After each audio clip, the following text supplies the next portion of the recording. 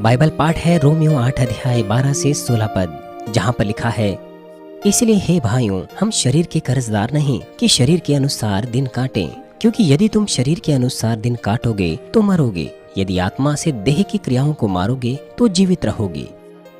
इसलिए कि जितने लोग परमेश्वर की आत्मा के चलाए चलते हैं वे ही परमेश्वर के पुत्र है। क्योंकि तुमको दासत्व की आत्मा नहीं मिली कि फिर भयभीत हो, परंतु लेखपालकपन की आत्मा मिली है, जिससे हम हे अब्बा, हे पिता कहकर पुकारते हैं। आत्मा आप ही हमारी आत्मा के साथ गवाही देता है कि हम परमेश्वर की संतान है। पवित्र आत्मा की आवाज को साफ रीति से सुनने का यह अंतिम मामला है, यह है पालन करने की इच्छा। पवित्र आत्मा की आवाज को साफ रीति से सुनने के लिए मैंने आपको बताया कि आपको अपने हृदय से असत्य को निकाल फेंकना है। शरीर की इच्छाएं वो विशेषताएं हैं जो आपके हृदय के असत्य को प्रकट करने की कोशिश करते हैं बाहरी क्रियाओं के प्रकटीकरण के रूप में। जब हम लगातार पवित्र आत्मा की इच्छा का अनुसरण करते रहेंगे तो शरीर की इच्छाएं महानता से कमजोर हो जाएगी और अंत में पूरी तरह से गायब हो जाएगी। मसीह में प्रिय भाई और बहनों, मूसा बहुत अधिक दीन व्यक्ति था। इस धरती पर वह सबसे अधिक नम्र व्यक्ति था, इसलिए वह परमेश्वर को देख पाया। लोग जानते हैं कि दूसरों के लाभ के पीछे चलना यह लाभ है, लेकिन उस स्थिति का वो सामना नहीं कर पाते जहां पर उनका नुकसान होता है। उन्होंने सीखा है कि उन्हें अपने शत्रुओं से प्रेम करना है, लेकिन अगर कोई ऐसा होता है जो लोगों को मुश्किल में डालता है तो वे लोग उनके साथ बुराई करते हैं। वो अविश्वासियों के समान जीवन जीते हैं और अंत में पवित्र आत्मा के कार्य उनमें पूरी तरह से रुक जाते हैं। इसी प्रकार से यदि आप शारीरिक चीजों को सिर्फ इसीलिए ले लें क्योंकि शरीर के विरोध में संघर्ष करना मुश्किल हो, तो इससे आपका संघर्ष और भी बढ़ता जाएगा। शरीर की अभिलाषा, आंखों की अभिलाषा और जीवन का घमंड वो शरीर की इच्छाओं के लिए एक प्रकार का बल है। प्यारे भाई और बहनों, यहां तक कि मैराथन की दौड़ में भी अंतिम बिंदु होता है, यहां तक कि बहुत लंबी सुरंग का भी अंतिम बिंदु होता है, और आपके लिए शरीर की इच्छाओं को दूर करने की प्रक्रियाओं का भी अंत है। लेकिन उस अंत का समय आपके निर्णय के ऊपर निर्भर करता है, आज, कल या आधे साल बाद या 1 साल बाद। यह आपका निर्णय है। यदि आप बिना आराम के दौड़ें तो समय तेजी से आ पहुंचेगा, परंतु यदि आप बीच में रोक दें या पीछे फिर जाएं तो यह लंबा चलेगा और आपको यह थकान भरा महसूस होगा। यदि आप अपने संघर्ष को समाप्त करें और चौथे विश्वास के स्तर में जाएं या ऊंचे स्तर में, तो फिर शरीर की इच्छाओं का अनुसरण करना कहीं अधिक मुश्किल होता है आत्मा के बजाय। ये बहुत आसान और खुशनुमा होता है पवित्र आत्मा की इच्छा का अनुसरण करना। इसीलिए वो जो आत्मा में आते हैं या संपूर्ण आत्मा में, वो शरीर की इच्छाओं का अनुसरण करने को पसंद नहीं करते, चाहे उन्हें पैसा ही क्यों ना दिया जाए ऐसा करने को। आप आत्मा की जन से बात कीजिए, आप उससे बात कीजिए कि कहीं पर बहुत सोना रखा हुआ है और लेने में कोई मुश्किल नहीं, आप जाइए उसे ले लीजिए, लेकिन वो उसे नहीं लेगा। बजाय इसके वह पुलिस स्टेशन ले जाएगा या ब्रॉडकास्टिंग स्टेशन ले जाएगा या उसको उसके स्वामी को लौटा देगा, लेकिन वह उसे नहीं लेगा अपने लिए। अगर उसके अंदर थोड़ी सी भी इच्छा है उसे ले लेने की, तो वह आत्मा से बहुत दूर है, वह आत्मा में अभी नहीं आया है। इसलिए आत्मा के जन के लिए पवित्र आत्मा की इच्छा का अनुसरण करना आसान है, खुशनुमा है, और शरीर की इच्छा का अनुसरण करना वास्तविकता में मुश्किल है, चाहे उन्हें पैसा भी क्यों ना दिया जाए, वो नहीं कर सकते हैं ऐसा। मुझे आशा है कि आप केवल पवित्र आत्मा की इच्छा का अनुसरण करेंगे, अपने हृदय में तेजी से संघर्ष को दूर करेंगे और आत्मा में आ जाएंगे। मसीह में प्रिय भाई और बहनों, कुछ ऐसी चीजें हैं जिन्हें आपको अपने मन में रखना है कि आप शरीर की इच्छाओं के विरोध में संघर्ष समाप्त कर सकें। सबसे पहला, आपको जैसे ही आप पवित्र आत्मा की आवाज सुनते हैं वैसे ही पालन करना है। मैं आपको बता रहा हूं जिसे आपको अपने मन में रखना है कि शरीर की इच्छाओं के विरोध में अपने संघर्ष को आप समाप्त कर सकें। ठीक है, आप शरीर के विरोध में संघर्ष को तेजी से अगर समाप्त करना चाहते हैं तो कृपया अपने मन में रखें कि सबसे पहले जैसे ही आप पवित्र आत्मा की आवाज को सुनते हैं वैसे ही आपको उसका पालन करना है। ठीक है, यदि आप उस आवाज को अनदेखा करें और यह सोचें कि इस बार नहीं, मैं अगली बार पालन करूंगा, तो फिर वह आवाज महानता से धुंधली पड़ जाएगी और अंत में गायब हो जाएगी। जब आप लगातार उल्लंघन करते रहेंगे तो फिर आप पाप की दीवार भी परमेश्वर के विरोध में खड़ा कर सकते हैं। दूसरी तरफ अगर आप जैसे ही उसे सुने और पालन करें तो आप उसके द्वारा तेजी से, उचित रीति से अगुवाई पाएंगे। इसमें बहुत साल नहीं लगेगी कि आप पवित्र आत्मा की आवाज को साफ रीति से सुनने लग जाएंगे। मैं आपसे विनती करता हूं कि आप स्थिर निर्णय लें और इस प्रकार से करें। प्यारे भाई और बहनों, शरीर की इच्छाओं के विरोध में तेजी से अपने संघर्ष को समाप्त करने के लिए दूसरा, आपको प्रार्थनाएं नहीं रोकनी हैं। आपको अवश्य ही अपनी प्रार्थनाएं नहीं रोकनी हैं।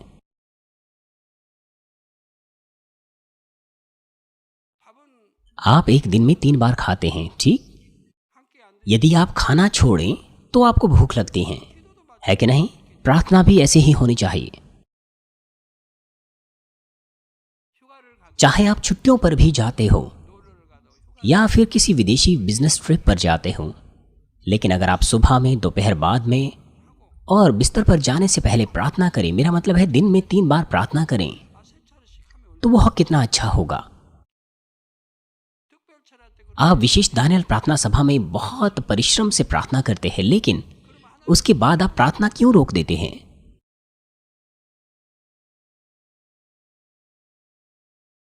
आपको परमेश्वर की दृष्टि में प्रिय नजर आना है। प्रार्थना आपका काम है, इसलिए आपको उसे करना है। प्रार्थना को रोकना पाप है। भविष्यद्वक्ता शमूएल कहता था कि जहां तक मेरी बात हो, यह मुझसे दूर रहें कि मैं प्रार्थना को रोकने के द्वारा प्रभु के विरोध में पाप करूं। प्रार्थना को रोकना पाप है। हमारे प्रभु ने भी कहा कि निरंतर प्रार्थना में लगे रहो, निरंतर प्रार्थना में लगे रहो। लेकिन आप में से कुछ प्रार्थना करना रोक देते हैं, परमेश्वर के वचन का उल्लंघन करते हुए, और आप पाप कर रहे हैं। वो जो बिना रोके हुए प्रार्थना करते हैं, वो परमेश्वर से बातचीत करते हैं। इसीलिए अगर कोई आपातकालीन स्थिति होती है, जैसे कि कोई खतरा हो गया या कोई आपातकालीन या मुश्किल काम हो गया, तो वो परमेश्वर से प्रार्थना करते हैं और परमेश्वर उनको उत्तर देता है, ये कहते हुए कि हाँ, मैं यहाँ पर हूँ। लेकिन वो जो प्रार्थनाएं रोकते हैं, जब वो प्रार्थना करेंगे तो परमेश्वर तेजी से उत्तर नहीं देते। क्यों? क्योंकि वो प्रार्थना रोककर पाप की दीवार खड़ी कर देते हैं। परमेश्वर से बातचीत करना वो लंबे समय से रुका हुआ है, इसलिए परमेश्वर उसी वक्त उत्तर नहीं दे सकते। मान लीजिए रेलवे लाइन वो टूटी हुई है और उसे जोड़ने में समय लगता है। इसी प्रकार से एक बार जब परमेश्वर से बातचीत टूट जाती है, तो यद्यपि आप परमेश्वर को पुकारे भी मुश्किल घड़ी में, परमेश्वर आपको आसानी से और उसी वक्त उत्तर नहीं दे सकता। इसी प्रकार से और फिर से तेजी से परमेश्वर से उत्तर प्राप्त करने के लिए लंबे समय तक आपको पुकारना पड़ता है। इजरायलियों ने कितनी बार परमेश्वर को पुकारा होगा जब तक कि परमेश्वर ने उत्तर ना दे दिया। कितना लंबे समय से वो पुकार रहे थे और परमेश्वर से बातचीत फिर से तब हो पाई जब वो एक लंबे समय तक प्रार्थना कर रहे थे। सिर्फ 1 या 2 दिन में नहीं, 1 या 2 सप्ताह में नहीं, 1 या 2 वर्षों में नहीं। आपको अवश्य ही प्रार्थनाएं नहीं रोकनी चाहिए।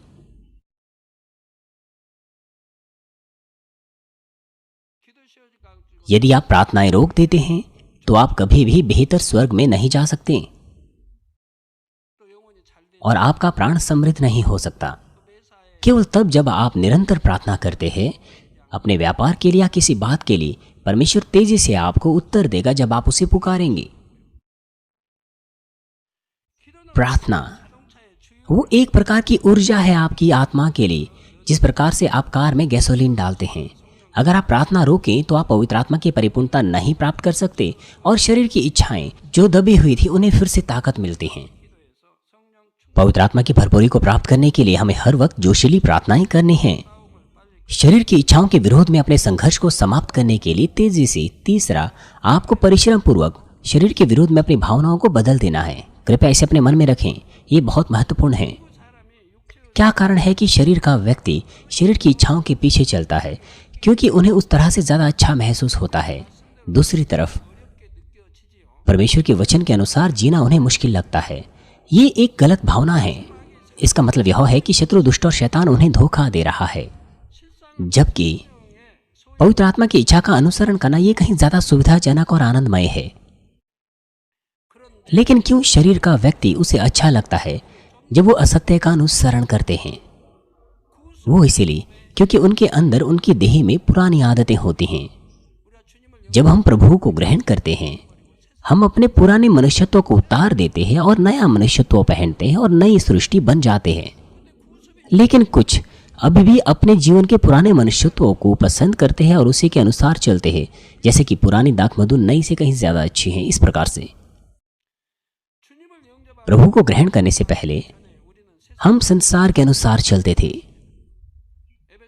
इफिसियों 2 अध्याय 2 और 3 पद कहता है, जिनमें तुम पहले इस संसार की रीति पर और आकाश के अधिकार के हाकिम अर्थात उस आत्मा के अनुसार चलते थे। यहां पर इस संसार के अनुसार चलना क्या अर्थ है इसका? वो है शत्रु दुष्ट और शैतान का पालन करना, जो आकाश के अधिकार का हाकिम है और उसके द्वारा आप उकसाए जाते हैं। आप शत्रु दुष्ट और शैतान के भड़काए जाने से ऐसा कर रहे हैं, जिनमें तुम पहले इस संसार की रीति पर और आकाश के अधिकार के हाकिम अर्थात उस आत्मा के अनुसार चलते थे, जो अब भी आज्ञा न मानने वालों में कार्य करता है। दूसरे शब्दों में, वो जो उल्लंघन करते हैं वो इन दुष्ट आत्माओं के नियंत्रण में रहते हैं। ठीक है, मान लीजिए आप सो रहे हैं। किसके कारण आप सो रहे हैं? पवित्र आत्मा के। आपको आत्मा और सच्चाई से आराधना करनी है, लेकिन आप अपने सेल फोन को ऑन करते हैं और फिर आप टेक्स्ट मैसेजेस को चेक करते हैं, यहां तक कि टेक्स्ट मैसेजेस भेजते हैं। किसने आपको ऐसा करने के लिए उकसाया? पवित्र आत्मा ने? बिल्कुल नहीं। ये वो आत्माएं हैं जो आज्ञा ना मानने वालों में कार्य करता है। आप शत्रु दुष्ट और शैतान के उकसाए जाने से ऐसा कर रहे हैं, अपनी इच्छा से नहीं। प्रार्थनाओं में रोकना भी ऐसा ही है। ये आत्माएं आपसे प्रार्थना को रुकवाती हैं, आपसे प्रार्थना रुकवाती हैं और कुछ और काम में आपको लगा देती हैं। वो आपको उन कामों में लगवाती हैं जो आप पुराने समय में करते थे। वो आपकी प्रार्थनाएं रुकवाती हैं। इसलिए वो आत्मा जो अभी भी आज्ञा ना मानने वालों में कार्य करता है, इनमें हम भी सब के सब पहले अपने शरीर की लालसाओं में दिन बिताते थे। इसलिए परमेश्वर को जानने से पहले, प्रभु को ग्रहण करने से पहले हम भी ऐसे ही थे और शरीर और मन की मनसाएं पूरी करते थे और लोगों के समान स्वभाव ही से क्रोध की संतान थे। ये संतान परमेश्वर के क्रोध की दाख मधु पिएंगे और अंततः वो मर जाएंगे। उनका परमेश्वर से कोई लेना देना नहीं। वे परमेश्वर के पुत्र पुत्री नहीं। वो परमेश्वर के क्रोध की दाख मधु पिएंगे, जिसका मतलब है मृत्यु। वो नरक का प्याला पिएंगे। जैसे कि कहा गया कि वो क्रोध की संतान है। हम शरीर और मन की मनसाओं को पूरा करते थे। हम वो करते थे जो हम चाहते थे। जो पवित्र आत्मा चाहता था वो नहीं करते थे। जब तक हमारे पास ये पुरानी आदतें हैं, हमें ज्यादा सुविधाजनक लगता है शरीर की इच्छाओं के पीछे चलना। और साथ ही जब हम शरीर की इच्छाओं के पीछे चलते हैं तो हो सकता है कुछ हमें अच्छा लगे या खुशी मिले। वो इसीलिए क्योंकि उन्होंने अभी पवित्र आत्मा की इच्छा और परिपूर्णता का एहसास नहीं किया है। मेरा मतलब है स्वाद नहीं चखा है।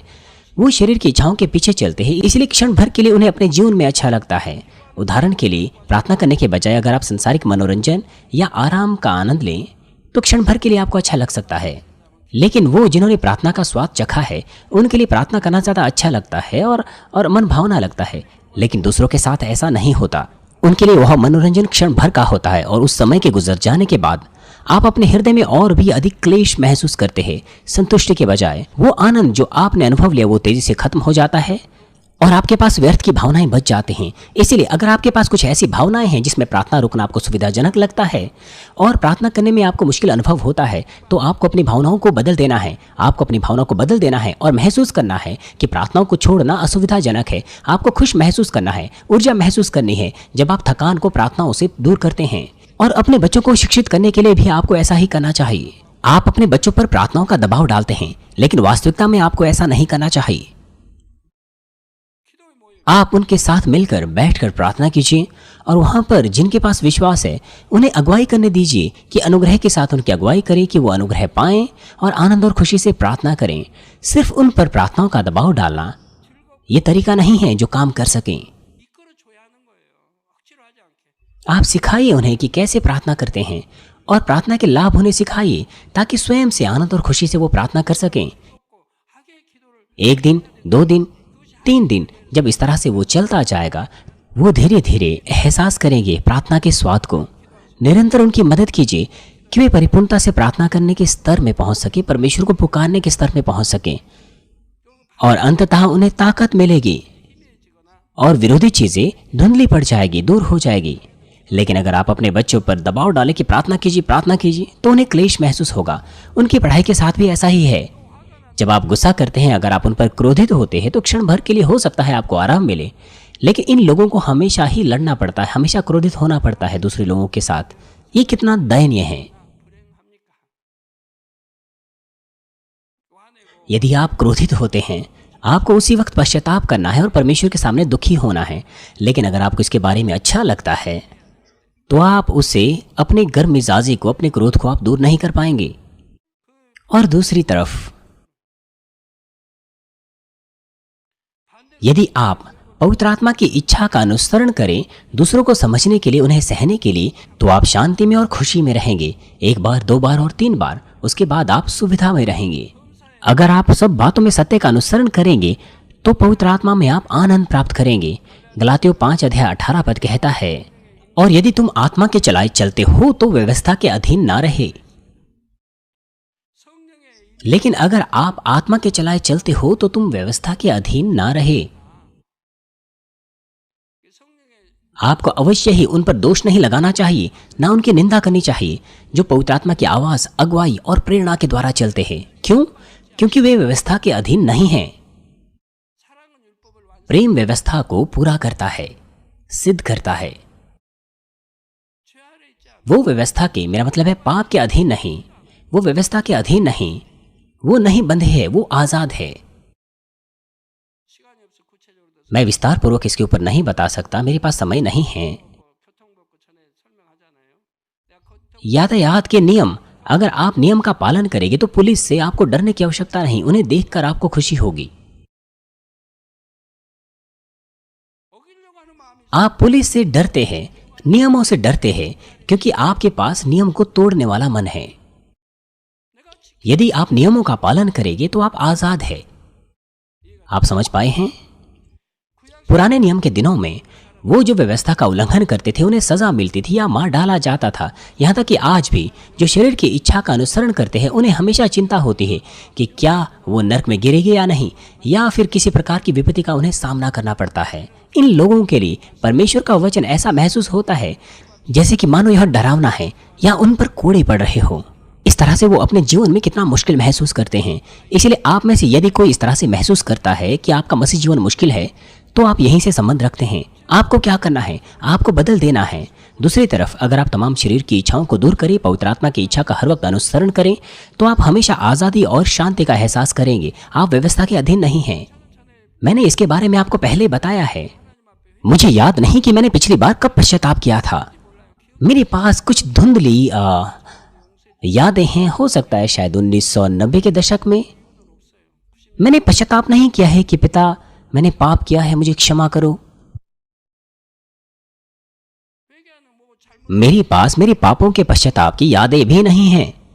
आप पश्चाताप करते हैं क्योंकि आपने पाप किया है कि पिता मैंने पाप किया है, मुझे माफ कीजिए। लेकिन मैंने कुछ भी गलत नहीं किया है, इसलिए कुछ भी पश्चाताप करने के लिए नहीं है। आप सच्चे आनंद, खुशी और स्वर्ग की आशा से भरे हैं क्योंकि आप आत्मा से भरे हैं। जहां कहीं भी आप हो, जो कुछ भी आप करते हो, आप हमेशा स्तुतियां गाते हैं। आप सुरक्षित है, परमेश्वर के द्वारा हर वक्त आशीषित है, उसके न्याय के नियम के अनुसार। मेरी कभी भी यातायात दुर्घटना नहीं हुई है इस कलीसिया की शुरुआत ही से। इस तरह के यातायात दुर्घटना में पड़ने की ऐसी कोई यादें नहीं है मेरे पास, क्योंकि मैं हर वक्त सुरक्षित रहा हूं।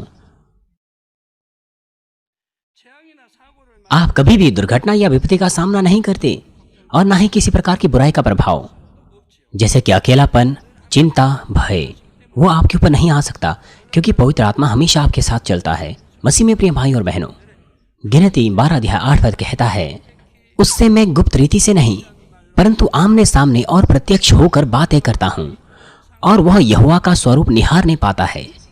जैसे कि लिखा गया, परमेश्वर की मूसा के साथ अभिन्न दोस्ती थी।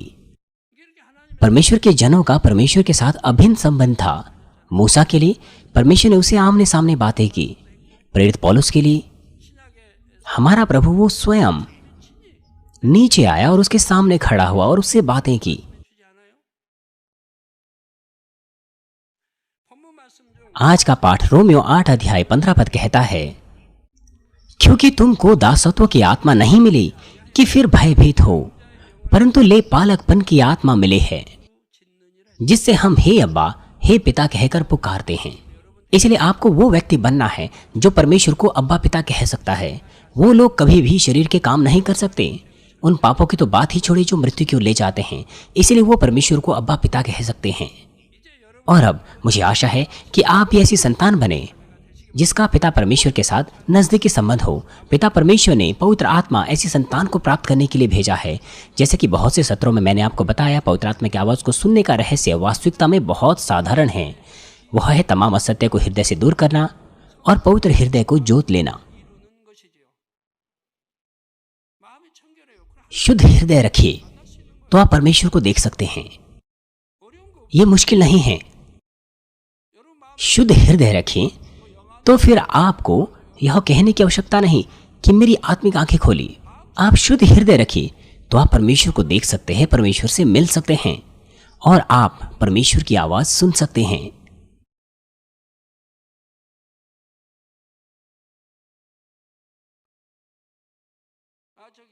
मान लीजिए आप फिल्म देखने गए जिसमें हीरो उसने महान सफलता प्राप्त की और वो अमीर बन गया। उसके लिए यह अच्छा है, लेकिन उन गरीब लोगों के लिए उसका क्या फायदा जो उसको देखने गए? उससे आपको क्या फायदा? वो आपका बनना चाहिए। मेरा मतलब है आप वो होने चाहिए जो उस फिल्म में हो। ये आप होने चाहिए जिसको आशीष मिली है, सफलता मिली है। और यही सत्य परमेश्वर के साथ संबंध में भी लागू होता है। अगर आप सर्वशक्तिमान परमेश्वर से बातचीत कर सके, उसकी आवाज सुन सके, अगर परमेश्वर आपके साथ हो, तो फिर उससे बढ़कर ज्यादा महत्वपूर्ण क्या है? यह कहना कि आपकी आत्मिक आंखें वो कुछ नहीं है, इस तरह की फिल्म देखना कुछ नहीं है। यदि आप पवित्र संतान बने जो परमेश्वर के सदृश हो, आप परमेश्वर से साफ बातचीत कर सकते हैं, क्योंकि हृदय और मन वो एक हो जाता है। जो कुछ आपके मन में होगा, जो कुछ आप कहेंगे, जो कुछ आप करेंगे, आप सब कुछ जैसा परमेश्वर चाहता है वैसा ही करेंगे। मुझे आशा है कि पवित्र आत्मा के साथ साफ संबंध स्थापित करने के द्वारा आप परमेश्वर के साथ चलने का आनंद प्राप्त कर सकें। आप परमेश्वर की बहुमूल्य संतान बने जो अंत के इन दिनों में परमेश्वर के महान प्रेम और इच्छा को प्रकट कर सकें। हमारे प्रभु यीशु मसीह के नाम से मैं प्रार्थना करता हूँ।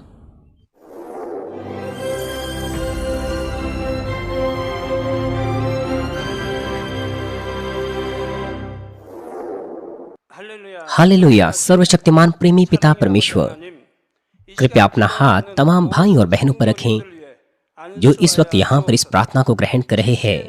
अपना हाथ तमाम सदस्यों पर रखें, शाखा कलीसियाओं में और स्थानीय कलीसियाओं में, और तमाम GCN टीवी दर्शकों पर और मानवीन टीवी दर्शकों पर, और वो जो इस सभा को सैटेलाइट, केबल और इंटरनेट के द्वारा संसार भर में देख रहे हैं, उनके हृदय में विश्वास बोइए और उनके नकारात्मक विचार और शक दूर कीजिए। तमाम क्लेश और आजमाइशें उन्हें छोड़ के चले जाएं और सिर से लेकर पैर तक उनके सभी बीमार और दर्द भरे अंगों को, अंदरूनी अंग, कोशिकाएं, उत्तक और तंत्रिकाओं समेत पवित्र आत्मा की आग के द्वारा जला दीजिए। सृष्टि की ज्योति उन पर आ जाए। यीशु मसीह के नाम से मैं आज्ञा देता हूँ, शत्रु, दुष्ट और शैतान, तमाम बीमारियां, रोगाणु, विषाणु और निर्बलताएं दूर हो। ज्योति उन पर चमके। उनके तमाम असाध्य और अंतकारी रोग पवित्र आत्मा की आग के द्वारा झुलसा दीजिए। तमाम प्रकार की महामारियां और संक्रामक रोग, मलेरिया समेत दूर कीजिए। तमाम नई और अज्ञात बीमारियां स्वाइन फ्लू सहित उनसे दूर हो, साफ हो जाएं और वो ठीक हो जाएं। तमाम संक्रामक रोग जैसे कि जुकाम और बुखार उनसे दूर हो। पिता, उन्हें हर प्रकार के रोगाणुओं और विषाणुओं से और बैक्टीरिया से सुरक्षा दीजिए। उन्हें चंगा कीजिए। तमाम प्रकार के कैंसर, पेट के कैंसर, फेफड़े के कैंसर, जिगर के कैंसर, छाती के कैंसर, गर्भ के कैंसर और आंतों के कैंसर से, और तमाम दूसरी बीमारियां जैसे कि एड्स, लुकेमिया, दिमागी रक्तघात, उच्च रक्तचाप, धीमा रक्तचाप, हृदय की बीमारी, फेफड़े की बीमारी, मधुमेह, स्त्री रोग और थायराइड की बीमारियां और तमाम सूजन और जलन दूर हो। पोलियो, लकवा, गठिया, हर्निएटेड डिस्क और दूसरी बीमारियों से वे चंगे हो जाएं। तमाम दूसरे दर्द उनसे गायब हो, जैसे कि पीठ दर्द, सिर दर्द और मानसिक दर्द, मिर्गी, स्वलिनता, उदासी, तंत्रिका रोग और तमाम दूसरी मानसिक बीमारियों से वे आज़ाद हो जाएं। तमाम प्रकार के लकवे से वे खुल जाएं, उठें, चलें और वे कूदें। वे अच्छी आंखों की दृष्टि प्राप्त करें, अच्छी सुनने की शक्ति प्राप्त करें, अंधों की आंखें खुल जाएं, बहरे सुनने लगे और गूंगे बोलने लगे। दुर्घटना के तमाम दुष्प्रभावों को चंगा कीजिए, उनकी टूटी हड्डियां ठीक कीजिए, उन्हें जलन से ठीक कीजिए, जलन और दहन संवेदना उनसे दूर हो। पिता, कोई दाग वहां न रह जाए। तमाम प्रकार की नशे की लत से, जहर पदार्थ और उनके इस्तेमाल से साफ हो जाओ। पिता, मरी हुई कोशिकाओं, उत्तक और तंत्रिकाओं को फिर से जला दीजिए, मृतकों को जला दीजिए, उन्हें आशीष दीजिए गर्भधारण की।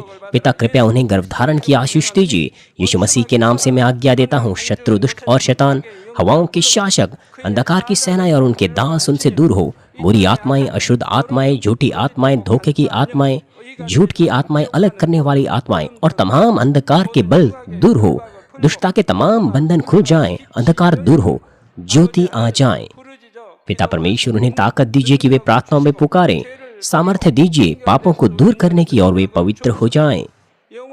वो भले स्वस्थ में बने रहे जब उनका प्राण समृद्ध होता है। उनके परिवारों में भी सुसमाचार का प्रचार किया जाए।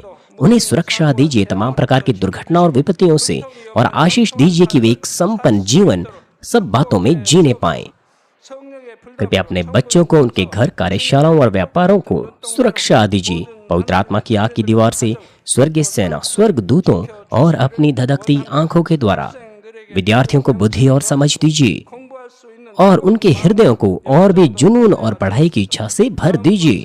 उनके हृदय और मनों को संसारिक चीजों से दूर रखें और उनके हृदय में और भी परमेश्वर के लिए जोशीला प्रेम रोपी।